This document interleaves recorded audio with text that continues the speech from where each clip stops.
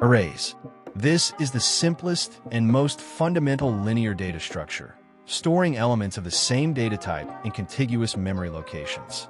Originating in early programming languages to manage ordered collections, it allows instant, direct access to any element using its numerical index.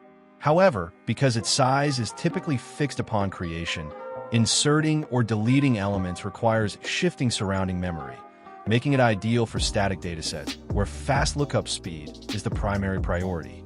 Linked lists, designed to overcome the fixed capacity limitations of traditional arrays. This dynamic linear structure consists of individual nodes connected through explicit memory pointers. Rather than forcing elements into sequential memory blocks, each node stores its own data alongside a reference link to the next item in the sequence. This flexible architectural design enables instant insertion and removal of elements without reorganizing the entire collection, making it highly effective for managing unpredictable, constantly growing datasets. Stacks and queues. These specialized linear collections enforce strict operational rules on how data can be added or removed from memory. A stack operates on a last-in, first-out principle, mimicking a physical pile of plates where the newest item is always retrieved first, making it essential for managing function call stacks and undo operations in software.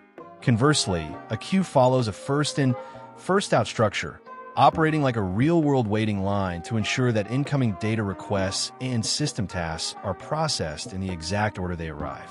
Trees and heaps. Moving beyond linear sequences, these nonlinear hierarchical structures organize data into branching parent-child relationships. A tree structure anchors all elements to a single root node, branching out into subtrees to represent complex natural hierarchies, such as operating system file directories or HTML document models. Binary search trees and heap variants optimize search, insertion, and sorting algorithms exponentially by repeatedly dividing datasets in half, providing the backbone for database indexing and priority queue management. Hash tables, engineered for near-instantaneous data retrieval regardless of total dataset size. This powerful structure converts input keys into exact array indices using a mathematical hashing function. By transforming human-readable identifiers into specific memory addresses, it bypasses time-consuming search loops entirely, delivering constant-time lookup performance. It is the fundamental data structure powering associative arrays, dictionary objects, and unique set collections across virtually every modern programming language. If you found this breakdown of core data structures helpful, please subscribe to the channel and let us know in the comments which data structure you use most often in your code.